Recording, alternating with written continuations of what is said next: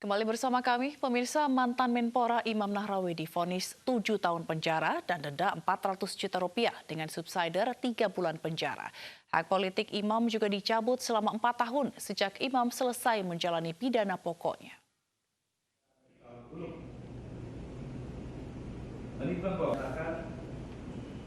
Majelis Hakim menyatakan Imam terbukti bersalah dalam kasus suap dana hibah KONI dan gratifikasi dari sejumlah pihak.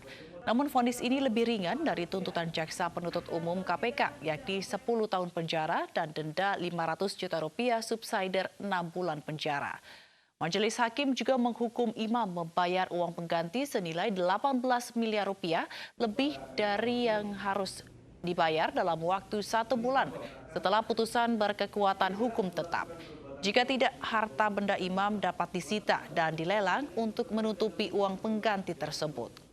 Atas putusan ini, pihak Imam meminta waktu untuk memikir.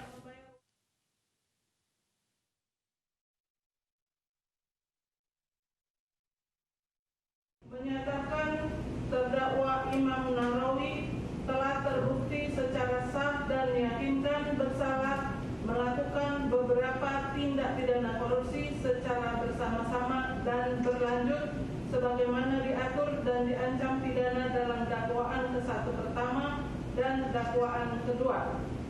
2. Menjatuhkan pidana oleh karenanya terhadap terdakwa Imam Nahrawi dengan pidana penjara selama 7 tahun dan pidana denda sebesar 400 juta rupiah dengan ketentuan apabila denda tersebut tidak dibayar diganti dengan pidana kurungan selama 3 bulan.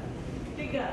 Menjatuhkan pidana tambahan kepada terdakwa Imam Nahrawi berupa membayar uang pengganti kepada negara sejumlah 18 miliar 154 juta 230.882 rupiah. Jika terpidana tidak membayar uang pengganti dalam waktu 1 bulan sesudah putusan pengadilan yang telah memperoleh kekuatan hukum tetap, maka harta benda dapat disita oleh jaksa untuk dilelang guna menutupi uang pengganti. Mantan Menteri Pemuda dan Olahraga Imam Nahrawi menjadi pesakitan karena menerima gratifikasi senilai 8,6 miliar rupiah. Asisten pribadi Imam, Miftahul Ulum, sudah terlebih dahulu divonis 4 tahun penjara dan denda 200 juta rupiah pada 15 Juni lalu.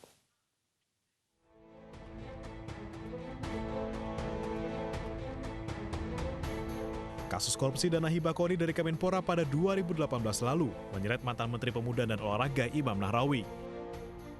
Setelah ditahan KPK, Imam menjalani sidang perdana pada 14 Februari lalu.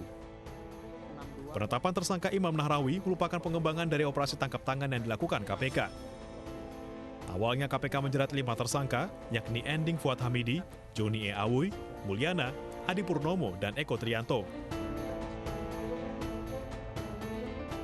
Imam sebelumnya diduga menerima suap sebesar 26,5 miliar rupiah secara bertahap sejak 2014 hingga 2018 melalui asisten pribadinya Miftahul Ulum. Namun pada sidang dakwaan, Imam didakwa menerima suap 11,5 miliar rupiah. Sementara Miftahul Ulum sudah terlebih dahulu divonis 4 tahun penjara dan denda 200 juta rupiah pada 15 Juni lalu. Tim Liputan iNews melaporkan.